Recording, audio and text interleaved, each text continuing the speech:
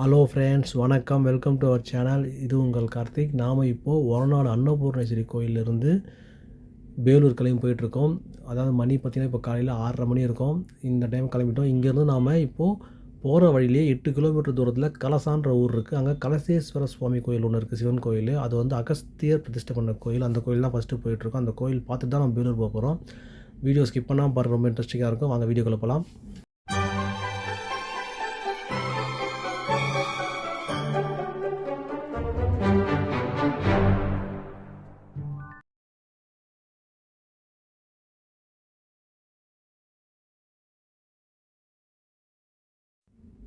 நாம் இப்போது ஒரநாடு அன்னபூர்ணேஸ்வரி கோயிலில் தரிசனம் பண்ணிவிட்டு நைட்டு தங்கிட்டோம். அங்கேருந்து காலையில் 6 மணிக்கு கிளம்பி இங்கேருந்து வேலூர் கிளம்பி போயிட்டுருக்கோம். வேலூர் போகிற வழியில் கலசான்ற ஊர் இருக்குது. அதாவது ஒரநாட்டிலேருந்து 8 கிலோமீட்டர் டிஸ்டன்ஸ்லேயே கலசான்ற ஊர் வந்துடும்.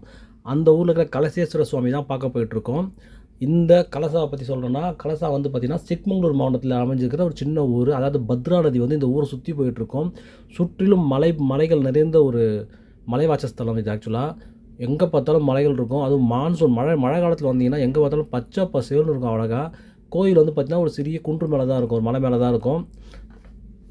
இந்த கலசாவை சுற்றி ஏகப்பட்ட காஃபி எஸ்டேட்டு, டீ எஸ்டேட்லாம் நிறைய இருக்குது. இதுதான் கோயில். கொஞ்சம் படியேறி தான் போனோம். இந்த கோயில் இருக்கிற சிவனோட பேர் வந்து பார்த்திங்கன்னா கலசேஸ்வர சுவாமி. அம்பாள் பேர் வந்து பார்த்திங்கன்னா சர்வாங்க சுந்தரி அப்படின்னு தனித்தனி கோயிலாக இருப்பாங்க உள்ள. ஆக்சுவலாக மேலே போனோன்னா வீடு மாதிரி இருக்கும். அந்த வலப்பக்கம் திரும்பினோன்னா கோயில் வந்துடும். கோயில் பெருசாக இருக்கும். உள்ளே போனோன்னே இந்த படிக்கட்டு இந்த லெஃப்ட் ஹேண்ட் சைடில் பார்த்தோன்னா பெரிய மண்டபம்லாம் இருக்கும். இங்கே கல்யாணம் இந்த மாதிரி விஷயம்லாம் பண்ணுவாங்க போல் இருக்குது. அப்படியே கோயில் வீடு மாதிரி தான் இருக்கும். உள்ளே போய் வலது பக்கம் திரும்பினோன்னா ஒரு கதவு இருக்கும். கதவு தாண்டோன்னா இந்த கோயில் வந்துடும். இதுதான் கோயிலோட மூலஸ்தானம், சிவனோட சன்னதி. இதுதான் தான் சொன்ன மண்டபங்கள். இந்த கோயில் எப்படி உருவாச்சுன்னு பார்த்தோம்னா, சிவன் பார்வதி திருமணத்துக்கு போது வலது பக்கம் தாழ்வாகவும் தெற்கு பக்கம் உயர்ந்தும் போயிடுச்சு. அதாவது தேவர்கள் எல்லாரும் கல்யாணத்துக்கு வந்தால பாரம் தாங்காமல் ஒரு பக்கமாக பூமி அமைங்கி போகவே சிவன் வந்து அகஸ்தியரை கூப்பிட்டுட்டு நீ தென் திசை நோக்கி போ அப்படின்னு அனுப்பிச்சி வைப்பார். அப்படி அனுப்பிச்சி வைக்கும்போது அவருக்கு வந்து நீ எங்கே போய் என்னோடய திருமணத்தை பார்க்கணுன்னு ஆசைப்படுறியோ அந்த இடத்துல நான் உனக்கு திருமண காட்சி தருவேன் அப்படின்னு சொல்லவே முதல் அகஸ்தியர் வந்து தென் திசையில் இந்த இடத்துல தான் வந்து முதல்ல அந்த திருமண காட்சியை பார்த்துருக்காரு. அப்படி பார்க்கும்போது தன்னோட சிவபூஜை பண்ணுன்றத தன் கலசத்தையே வந்து சிவலிங்கமாக ஆவாகனம் பண்ணும்போது அதுக்குள்ளே சிவலிங்கம் வந்திருக்கு. இந்த கோயிலில் சிவலிங்கம் பார்த்திங்கன்னா சிவலிங்கோட கவசத்தோடு தான் இருக்கும். சிவலிங்கத்தை கவசம் இல்லாமல் எப்போ பார்க்கணுன்னா மத்தியானம் 11 மணிலேருந்து 12 மணி வரைக்கும், நைட்டு 7லேருந்து 8 மணி வரைக்கும் அந்த கவசத்தை எடுத்து பூஜை பண்ணுவாங்க. அப்போ தான் வந்து நம்ம அந்த முழு உருவத்தை பார்க்க முடியும். மற்றபடி பார்த்தோன்னா ஃபுல்லாகவே கவசத்தோடு தான் இருக்கும். இந்த விளக்குத்தூரெல்லாம் வந்து யாரோ ஒரு ராஜா வந்து கை குப்பி கும்பிட்ற மாதிரி இருக்கும். அவர் தான் இந்த கோயிலை கட்டியிருப்பார்னு நினைக்கிறேன். இந்த கோயில் எப்போ கட்டப்பட்டதுன்னு பார்த்தோம்னா, அகத்தியரோட மனைவி லோபமுத்திரோட வளர்ப்பு தந்தையான விதர்பு தேசத்து அரசன் ஸ்ருதபிந்து அப்படின்ற அரசரால் தான் ஃபஸ்ட்டு கட்டப்பட்டிருக்கு. அதுக்கப்புறம் 16ஆம் நூற்றாண்டில் கற்கலா நாயக்கர் மன்னர்களால் கோயில் பெருசாக விரிவுபடுத்தப்பட்டிருக்கு. அது மட்டும் இல்லாமல் அம்பாள் சன்னதி பக்கம் பார்த்தீங்கன்னா நிறைய கல்வெட்டுகளும் கோயிலோட கல்வெட்டுகள் நிறைய இருக்கும். கோயில் மண்டபங்கள்லாம் நல்ல அழகாக வர்ணம் பூசியிருக்காங்க.